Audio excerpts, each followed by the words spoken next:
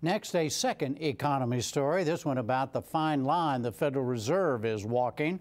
The Fed announced today it plans to keep interest rates at record low levels of near zero for an extended period of time. Well, our economics correspondent, Paul Solman, examines that strategy as part of his continuing reporting on making sense of financial news.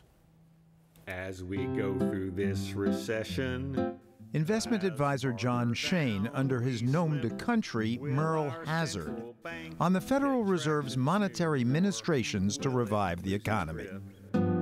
It's a mini Great Depression. Our markets went berserk.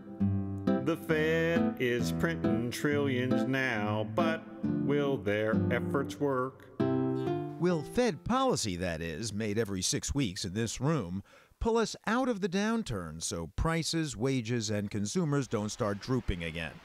The extreme case it's looking to avoid, Japan these past 20 years, and its so-called Great Deflation. We're terrible poor. New class. Working poor.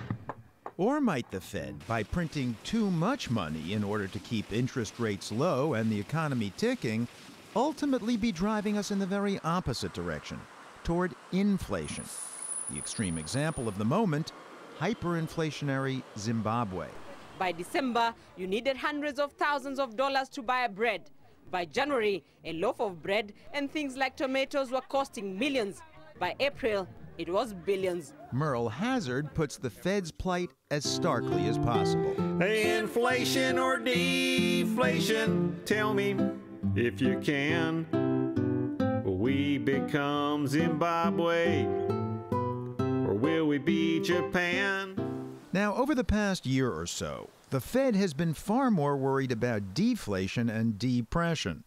So it's voted to create more than $1 trillion worth of new money. And this is where it all takes place. The New York Fed's Brian Sack back in July, doing the bidding of the D.C. Fed to create as much as it took to get the economy back off the mat.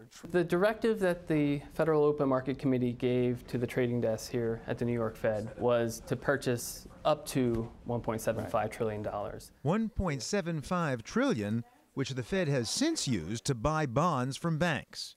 They, in return, have been getting electronic money, Federal Reserves. Buying or selling bonds is how the Fed actually does its main job, managing interest rates. The more dollars created to buy up bonds, the lower the interest rate the government is forced to pay on the bonds. The lower the interest rate, the easier it is for people and businesses to borrow and spend. Since the Fed's digital dollars are hopelessly untelegenic, we're stuck with this U.S. mint footage instead. But the rates have been near zero for a year now, and that has critics like John Taylor issuing a warning. How should the central bank, Fed in our country, set the interest rate so as to get the best performance possible? In his introductory economics course at Stanford a few weeks ago, John Taylor explained his so-called Taylor rule, a formula which guides the Fed when setting interest rates. And it basically says that if inflation's rising, they should raise the interest rate. If the economy's going into a recession, they should cut the interest rate, and more importantly, by how much. The key is those last 3 words, by how much. Taylor's rule is an actual equation. R is the federal funds rate, P is the inflation rate, Y is the real GDP gap. It's a bit of a slog for a news show, but simple in its effect. Restraining the Fed from creating too much money when, like now, it keeps interest rates at rock-bottom lows. So the problem with the Fed is, yes, you stimulate the economy when it's in the doldrums, but you can get carried away. Absolutely, and we have. And we saw in the great inflation period in the 70s, we got carried away. We just had interest rates much too low compared to what they would be. That was the era in which Fed Chairman Paul Volcker famously choked off the money supply to hike interest rates and ended the great inflation of the 70s. For decades thereafter, claims John Taylor, the Fed had followed a moderate course. Then suddenly, around the year 2000, the Fed began to deviate, keeping interest rates too low for too long, ending in the crash of '08.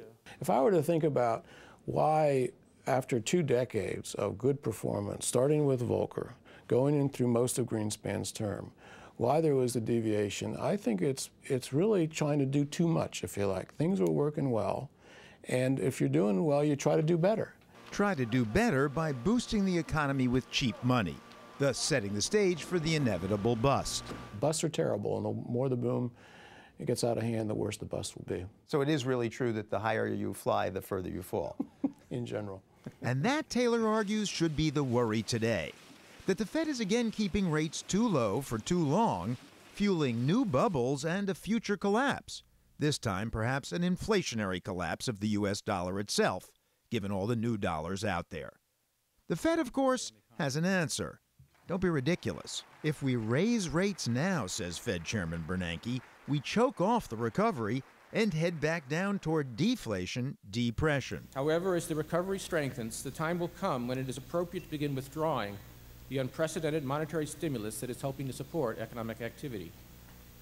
For that reason, we've been giving careful thought to our exit strategy. We are confident that we have all the tools necessary to withdraw monetary stimulus in a timely and effective way. As to what the Fed will do next, any hints just between us on where interest rates might go? Well, they can't go much further down. So is Bernanke right or John Taylor? In the end, as always for the Fed, it's the same old question, the same old song. Inflation or deflation, the choice is looking grim.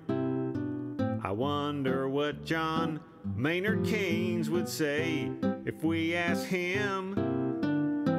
Inflation or deflation, tell me if you can. Will we be Zimbabwe or will we be Japan? The answer the Fed is betting on, neither.